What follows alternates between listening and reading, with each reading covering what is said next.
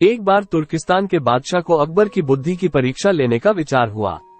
उसने एक दूत को पत्र देकर सिपाहियों के साथ दिल्ली भेजा। पत्र का मजमून कुछ इस प्रकार था। अकबर शाह, मुझे सुनने में आया है कि आपके भारतवर्ष में कोई ऐसा पेड़ पैदा होता है जिसके पत्ते खाने से मनुष्य की आयु बढ़ जाती है। यदि यह बात सच्ची है तो मेरे लिए उस पेड़ के थोड़े पत्ते अवश्य भिजवाए। बादशाह उस पत्र को पढ़कर विचारमग्न हो गए। फिर कुछ देर तक बीरबल से राय मशवरा कर उन्होंने सिपाहियों सहित उस दूत को कैद कर एक सुदृढ़ किले में बंद करवा दिया। इस प्रकार कैद हुए उनको कई दिन बीत गए तो बादशाह अकबर बीरबल को लेकर उन कैदियों को देखने गए। बादशाह को देखकर उनको अपने मुक्त होने की आशा हुई, परंतु ये बात निर्मूल थी।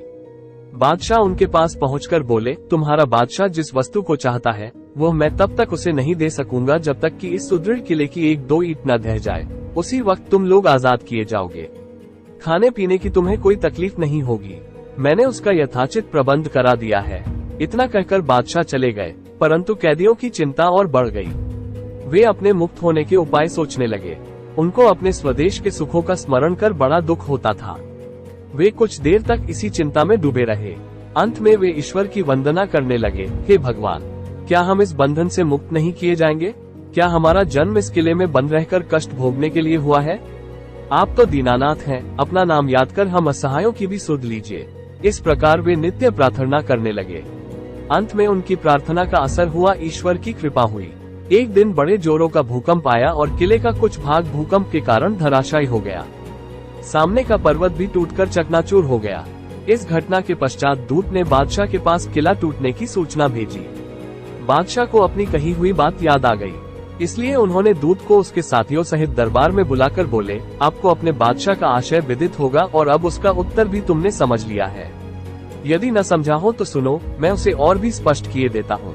देखो, तुम लोग गणना में केवल 100 हो और तुम्हारी आह से ऐसा सुदृढ़ किला ढह गया। फिर जहाँ हजारों मनुष्यों पर अत्याचार हो रहा हो, वहाँ के बादशाह की आयु कैसे बढ़ेगी?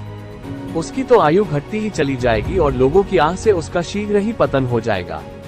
हमारे राज्य में अत्याचार नहीं होता। गरीब प्रजा पर अत्याचार न करना और भली भांति पोषण करना ही आयुवर्धक वृक्ष है। बाकी सारी बातें मिथ्या है।